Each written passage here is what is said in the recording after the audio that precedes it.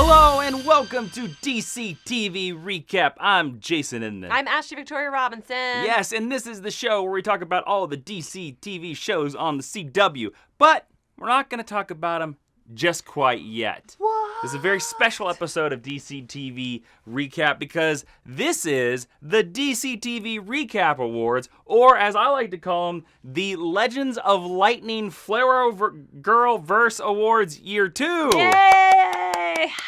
So many shows combined.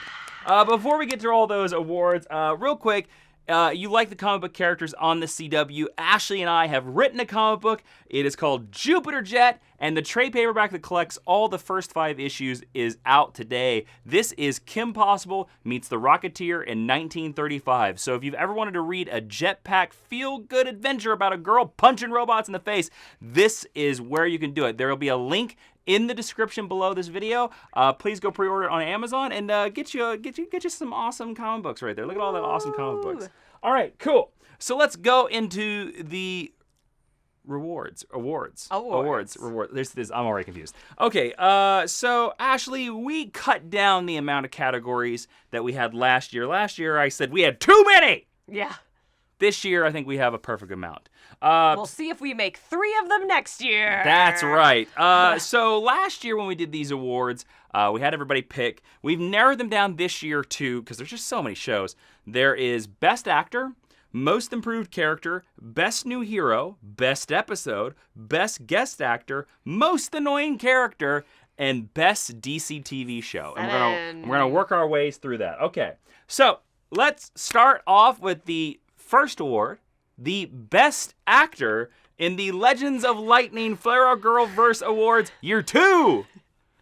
We didn't know how to put lightning in there. Ashley, this is Ashley suggesting to put lightning in there. If you guys have a better suggestion, please let us know down in the comments.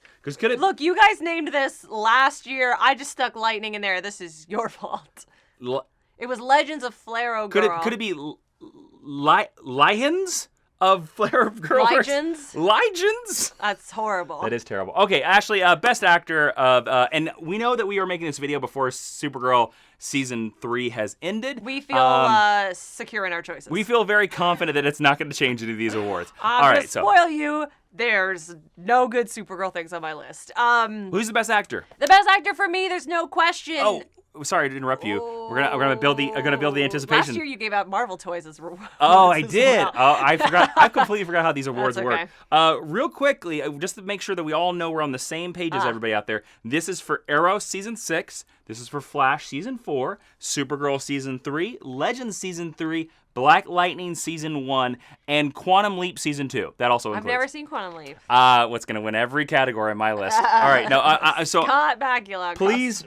I apologize for interrupting you, okay. But I just wanted to make sure we're all on the same page. And the first award for the Purple Batman goes to who, Ashley? Cress Williams! How could it go to anyone else? I mean, I'm What sure... show is he from? Quantum Leap? Yeah, he's the lead of Quantum Leap. He's oh, boy. the hot African-American lead of Quantum Leap.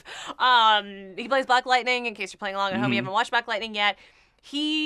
I felt very strongly about giving this award to him because Stephen Amell carries the show very well. Yes. He gives dynamic performances. But Cress Williams stepped into this mold and really made it his own. And I think he's the best actor to step into a leading role in one of these DC TV shows and own it from the first second. I love Stephen Amell. Fry it, as some would say. As some would say. It took him an entire season to get there. Yeah. I love Grant Gustin. It took him like 3 seasons to get there. I just appreciate the strength and the confidence and the performance that we got out of him fully formed, and I think the rest of the show echoes the quality that he brings. So how about you, Jason? Obviously, we're gonna have a lot of similarities here, Ashley. Well, that happened last year, too. Unfortunately, I agree with you. Cress Williams is the best actor of a DC TV show this year. You are correct. He steps into the role with such presence, and usually we give this award to Stephen Amell. Last year we gave it to Stephen Amell. I gave it to Arthur Darvill last year. You gave it to Arthur Darvill. I gave it to Stephen Amell. Stephen Amell is usually your competition in this one. Yeah. Cress Williams, for me, brought another layer by bringing a real vulnerability by playing a vigilante who almost preaches nonviolence, which is something we don't usually see on these shows. And to be honest with you, I think he's the most real father figure we've ever had. He's maybe one of the only good fathers we've ever seen, except Joe. Shout out to Joe West. I apologize to Lance. He's dead now. I apologize to all the other fathers, Joe West. But Cress Williams, especially like the scene where it was the flashback and he had to say goodbye to his dad. Like, he cinched it. He cinched it right there. So, Cress Williams, you shall get a purple Batman Pop Funko in the mail. Ask your agent for it. Yeah, send us your P.O. box. Yeah, there you go. All right, the next category is Most Improved Character. Yeah. So this is a character that could have existed last season or started this season. At the beginning of the season, we didn't like them. At the end of the season, we did like them. Ashley, who's your most improved character? I'm very interested to see this because for me, this was a really hard one to choose. This was last year. We both celebrated Alex Danvers because she really leveled up in her season. She had her best season last year. Mine is a character who I've not said a lot of positive things about until this season, and I really appreciate seeing this character finally come into their own, and that's Iris West. The reason I say Iris is because she finally gets some activity this season. That's not just... I didn't love her blog. I think there's a way that we could have built on that, but I didn't really love what she was doing in season 1. Can I ask you a question? Yes. Does her episode having speedster powers contribute to this? It definitely does. I really enjoyed the episode where she was going to be a speedster, and I honestly thought it was going to be stupid. Yeah, it's a good episode, actually. And I thought Candace Patton, when she had things to do in that episode and throughout the season, was really fun to watch, and Iris got a real personality. It seems like toward the end of the season, we're maybe sliding back into the Lois Lane Light investigative reporter thing. I really want more of that. So for the first time, I enjoyed Iris West, and I want to just live in that glow. Cool. How about you? For me, again, this was a very hard choice. I had to think about it because not many characters changed over the course of the season. They kind of stayed the way they were. There's one character, you're going to give me a lot of flack about this, but this character, for me, I did not hate at the end of the season, and I absolutely hated this character at the beginning of their season. I'm giving it to Ralph Dibny. Flack. That's fine. Yeah, I'm giving it to Hartley Sawyer, Ralph Dibny. He's a very charming actor. When he showed up at the beginning of the season Flash, he was a straight-out dick. He was an annoying character. He served no purpose, and he was a lot like our most annoying character of last year, Mon-El. But over the course of the season, about 3 to 4 episodes before he was sort of fake killed, they actually brought a layer of depth to him, and they started writing him like a normal person. Now, I've heard online, many people attribute this to maybe Andrew Kreisberg leaving The Flash, and that his change in writing, and maybe Ralph Dibny being a dick was Andrew Kreisberg's idea. I have no ideas. I honestly don't know which way it is. All I know is that I think by the end of the season, I actually want him in season 5 of The Flash. I do. I don't want him to go anywhere because I think that now he's an interesting part of that team, and I don't want them to lose another supporting season character, which they've done every single season. I want them to keep him.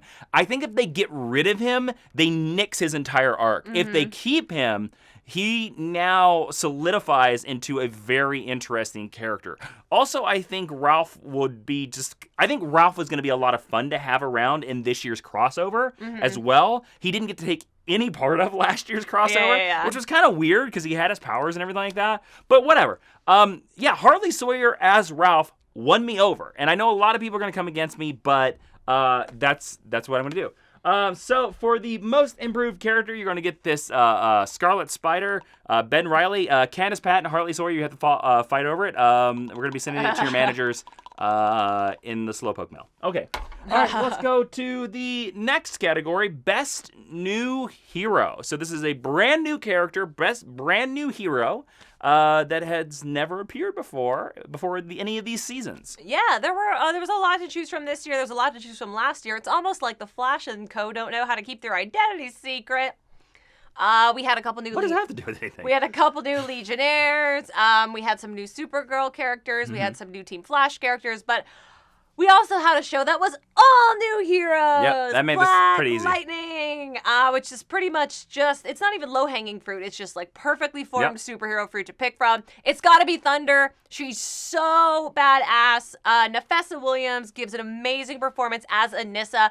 And a lot like what we see Cress Williams doing with Jefferson, she walks a very fine line between the superhero storytelling and the reality of what our modern world is like. I really appreciated it. I thought she seemed physically powerful. I loved seeing her team up. And I also loved that we didn't get a typical origin with her. We had the one episode where she was like punching stuff at the dump and she beat up the drug dealer. But from that point, it's just her out in the field. We're not belaboring how long it takes to train. I forgot about her punching the refrigerator or the oven. Yeah. I forgot about that. All right. Yeah, that was, I like that training sequence. I thought it was very cute. That's like episode 3. Yeah, I also really appreciate that the female characters in the DCTV shows tend to have a real moment of self-doubt and get benched for a second before they ascend to their true heroism. Yeah. And I like that in fitting with who Thunder is as a character, she just goes through and she's an equal to Black Lightning from her 3rd appearance. So for me, there was no choice other than Thunder and her awesome goggles. How about you, Jason? You're correct. Black Lightning did make this very easy choice. Yeah. It's Thunder. I agree exactly with your choice. It is Thunder. And the reason I went with Nefessa Williams is because they could have played her, like you talked about, a weak female character like they have done on many of these shows before. We especially see it with Thea all over Arrow. And Caitlin Snow. But she never backs down. She always steps up to the line, and she's always about doing things right. Even to the scene in that one episode where she takes down the Confederate statue, I was like, oh, there you go. You're using your powers for what's right. You're standing up to the line. And then even down the episode, many of these newer heroes, we always have the scene where they get after the elder hero, where they're just like, I ain't listening to you, man. Like Wild Dog does. She teams up with her dad, listens to her dad, and gives us some of the best superhero duel fighting that we've seen on any of these shows. Like we see it like 3 or 4 times where her and her dad are like working in perfect unison, and they're unstoppable, and it's so cool. It's really so good. Cool. It's like they know, but it's because they know each other. They know each other so well that they're a perfect duo. They're probably the best hero sidekick duo we have in this universe. What? Yeah. So of course, it is Nefessa Williams who is going to win this Ash Army of Darkness pop vinyl. He's got long hair. We will put it in the mail to Freeland very soon. Okay. The next category is Best Episode. Yeah. Now, this could be from any of these shows, not Lucifer, but any of these shows. Ashley, what is the best episode of this last year season grouping? I really wanted to make it Crisis on Earth X because I think Crisis on Earth X is really cool. You can. I think Crisis on Earth X really exemplifies the larger universe. However, I think Black Jesus, which is the 4th episode of Black Lightning, is the best single standalone episode, and I thought that was more powerful than speaking about the 4-episode crossover. Can you remind me of what happens in that episode? So Black Jesus is the episode where Jefferson, you see him with the little kid and with Lala, and it's the episode. It's the big jumping off point. Up to this point in the season, we've got a lot of narrative, and this is the episode where Anissa's training. It's right before he learns that she is Thunder, but he knows that Thunder's around, and this is the episode where he decides he's going to be Black Lightning full time because he appreciates what he can do as Black Lightning as much as what he can do in the school as Jefferson Pierce. So why this episode over Crisis on Earth X? Well, I said before that I think the power of the single episode was more important to talk about than the 4-part crossover, and I also, for me, this is the best episode of the best show. Spoilers for a later award. Because this is the fulcrum point of this episode. This is like the peak of the hero's journey. And I just think that the standard that is set here is what all the other shows should be reaching for. Yeah. And Black Lightning has the best titles. And this is the only episode that breaks their titling format. The book of whatever. Yeah, besides the pilot episode. Yeah. So it's fun to say. Sure. It was the episode, I believe, in our reviews that we rated the highest. It was one of our 5 rating episodes, so it definitely had to be in contention for that reason alone. How about you? What is your best episode? My best episode is a series of episodes. It's Crisis on Earth X. I thought about this long and hard. To be honest with you, I actually almost gave it to Inner Flash Time because that is such a Mark Waid, Flash, Wally West storytelling trope actually done in live action for the very first time, and I think it's a really good idea. But overall, Crisis on Earth X is one big episode. Yeah. It is literally part 1, part 2, part 3, part 4 of a 2-hour movie. And that crossover achieved so many good things, so many big twists. Tommy as Prometheus, Earth X. Oh, there's the Ray. Red Tornado is back. Oh, the giant fight at the end. Eobard Thawne. Kara and Oliver being married. Like, that kind of stuff. It was every turn was a twist. And that episode could have been the dumbest thing we've ever seen in the Arrowverse. But they pulled it off. They made it work. And I'm blown away by how well they made it work. I would have paid money to watch that in the theaters. And I almost think I would have rather watched that than the Justice League movie. Because they pulled off a Justice League movie so well, something that for some reason the theatrical guys cannot figure out. It is perfection. It is a Justice League movie. It really is a Justice League movie. And the thing that makes that episode so rewatchable is not the big fights, not the special effects. It's just how the characters interact. Just how the characters talk to each other. Seeing Alex and Sarah together. Who would have thought that would have been a combination that we would love? Love it. Heatwave being fascinated by, Killer Frost again. Like, oh, I'm gonna like you. And then we gotta get Nashi, Captain Lance. Captain Lance is Nashi here. Shitting on my Earth. I already killed my daughter. I'm still alive out there. I'm alive. I'm an Earth X. I'm a Nazi. That right there is enough for this. Crisis on Earth X. It's easily the best episode. So to those, they will get a Crisis on Earth X, and Black Jesus will get a Wally Pop vinyl, and you will have to fight over it. I don't know how you're going to fight over it because you were both episodes. Okay, you're not physical concepts. All right, cool. Let's go to Best Guest Actor. This is an actor who is not a full-time cast member who pops up in one or more episodes to improve one of these shows. Ashley, who's the best guest actor of this last grouping? So I said this in last year's Legend of Lightning FLARROWGIRL Verse Awards.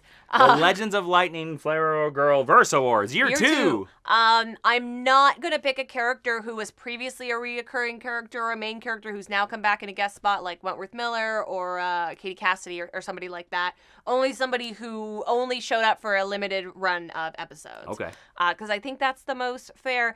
This was an actor who I loved before he appeared in the DCTV universe. It is Russell Tovey as the Ray. I just think he's awesome. I thought his accent was really cool. I think he's in 2 episodes. He took maybe 3. He took a super dumb character that I didn't care about in the slightest and gave him a depth and a humanity that I watched all the animated show that had nothing to do with anything, and I would love for him to join the cast in a meaningful way. Plus, he's like Captain Cold adjacent. And that's always cool. We love Captain Cold adjacent characters. He's the character I most want to see more from. And kind of like Cress Williams as Black Lightning, I think he arrived on set fully formed. Yeah. And I really, really appreciated the choices he was making and the strength of his performances. And I just really like him as an actor. I think he's cool. Cool. How about you? I should have seen that choice coming. Oh, well. Yeah. My guest actor is an actor that has been on these shows before. Get out. Because I don't follow your rules. That's okay. But neither does my character love. Oh. Constantine. John Constantine. I was pretty confident that you would pick Constantine. Well, because it's obvious. Yeah. Because the best episodes of Legends this season were the episodes that he showed up. And when he showed up, it was electrifying. Like, there's an episode where it's just him and Sarah's girlfriend, whose name I cannot remember. And they're Ava? Ava. And they're just in Constantine's house. With the chicken. The entire episode. They never meet the legends. And it's a D&D thing, and it sets up the Gary romance with Constantine. But the minute he walks into frame, I remember we didn't even know he was in that episode. And then he walks into the episode, and we're just like, oh my God. And the episode immediately lights up. It's really good. He does this every time he comes onto one of these shows. He lights it up. He was the one shining light of Arrow season 4. He really was. His episode was the best episode of that entire season. And I'm really happy that he's becoming a permanent cast member. I think that's going to be really good. But Constantine brought so much to Legends, and Matt Ryan is just pure, liquefied joy in human form. He really is. And in his performance, he's so perfectly cast as Constantine. Yeah, absolutely. And they finally let Constantine smoke. That's another added bonus, which is great. It's his secret superpower if you ever read his comic books. Lung cancer? Lung cancer, yes it is. So of course it is going to Constantine. Constantine, you're going to get this Doc Brown action figure. The Ray, you don't get toys on Earth X. Okay, cool. Oh, well, he's from Earth. It's a rule of Earth X. I can't change the rules of Earth X. Well, he's married, so he's very happy. All right, let's go into the most annoying character in the Legends of Lightning FLARROWGIRL verse awards year 2. Ashley, who's the most annoying character of the DCTV universe? Ruby. Yes, it's Ruby! Was there any other choice? No! I thought about giving the win to our first 2-year winner. I thought about giving it to Mon-El. No, I would have called you on that. I would rather have more Mon-El than ever have seen Ruby. Remember that statement, everyone. I would rather Remember that statement. A whole episode that was just William than have ever seen Ruby. Yep. Ever. And I feel bad because she's a kid and I'm sure she's doing her best. But there's just nothing to facilitate her as an actor. The writing is garbage. The storyline sucks. And there's no reason for her to be around anymore. Nope. Just frankly, she should have, if we had to have her, she should have been killed in the mid-season finale to make her go And I worry that she's forward. around now permanently. Well, as Alex's foster daughter. we're not watching Supergirl anymore, Oh so my it's God. fine. Yeah, we gave up on Supergirl, guys. We just said goodbye. And it's a bummer because last year during these awards, we actually had a couple mentions of some Supergirl moments. And it's sad to me that this year, Not a single one. we're only talking about Supergirl in the negative, which I think is unfortunate. But this is the truth of this award. Yep. It's Ruby. Yeah, it is Ruby. It is without a doubt. I agree with you. I would rather see an all Mon-El episode than ever see Ruby ever again. Yeah. This character is so underdeveloped. She acts like a 5-year-old. A 5-year-old when she's supposed to be like 14. The child actress, I'm sorry, is not good. And now it is a clear setup to where they're just going to give her to Alex. Yeah. And to be honest with you, I don't want Ruby in next season, and I think she's going to be in next season. Don't do that to Alex. And Yeah. you know what? You don't get an award. You don't get a toy from our shelf. Ruby? You're bad. Ruby? Yeah. Yeah, Ruby doesn't get nothing. I know she's watching. I know she's watched all of our Supergirl reviews. She probably has. All right, let's go into the last award of the Legends of FLARROWGIRL long title year 2. Lightning. The best DC TV show of this last year grouping / section. Ashley, I think this is pretty obvious. I don't think there's any doubt. What do you think? What are you going for? It's gotta be Black Lightning. Mm-hmm. You agree? Yeah, it's Black Lightning. Yeah. It's without a doubt Black Lightning. Black Lightning scored more 5 out of 5s of our reviews than any of the DC TV shows that we've ever reviewed. Ever reviewed. And that was the first season. Yeah. The first season of Black Lightning. And it's not even a full season. The show, it's so interesting. None of the rest of these shows came out of the gate as fully formed as Black Lightning. Like, you just gave its episode 4 as the best episode. I absolutely think it was. And I agree with you. I think it sort of fully formed itself by episode 3 or 4. Yeah. And all the rest of the shows took about a half a season to do it. Which is... With the exception of Supergirl, which is still hasn't fine, fully formed. Which is completely respectable. Oh, and that's actually... But it's just that amazing that Black Lightning got there quicker. That's actually what it takes a normal television show. That's usually how long it takes. It takes about half a season. Yeah. But Black Lightning knew exactly the type of show it was right out of the gate. I think it totally delivered on the finale. And the acting and the moments and the directing was just stellar across the board. Like, there's only one or two actors I can think of in the entirety of Black Lightning Season 1 that I think are not good actors, but they're all minor characters. None of the lead characters or lead actors in that show are bad, nor did they ever give a bad performance. I would also say that it transcends being a superhero show, and I'm not saying that you go into making a superhero show saying we're going to do something bigger than being a superhero show, but when you can do that, it's kind of cool. It's amazing. It is clearly Black Lightning. Black Lightning, I think, is the best DCTV show over Arrow Season 6, Flash Season 4, Supergirl Season 3, and Legends Season 3. There's no doubt in my mind. And actually, to be honest with you, it's the show I'm the most excited to see come back. It's the one, yeah, absolutely. I kind of wish it was coming out quicker than it was. Well, actually, I don't hope that, because I want them to spend their time. I just mean I want it. And make Season 2 as good as Season 1. Art takes time, and great writing and art takes time, and man, Black Lightning, just hands off, like giant clap. Black Lightning has decimated the Legends of Lightning FLARROWGIRL Awards Year 2. Yeah. Black Lightning, you get all of these all together. We're gonna steal them back from the previous participants, and they're all going to you. and we're gonna media mail them to you. You just let us know your address in the mail, and we'll do stuff. Speaking of mail, sometimes people send us mail. That's true. There's an address that's flashing on the screen right now. You can send us mail to that thing. Ashley's got a thing, but Ashley, also, will you grab that box right over there, Yes. just off of camera, as I keep vamping? That's some other mail we got real quick here. It's all good. Here we go. This mail came from, very quickly, C. Scott Davis, who said, Jason and Ashley, I know these are not comic related, but I thought that since you share with us what you do, I would share with you what I do.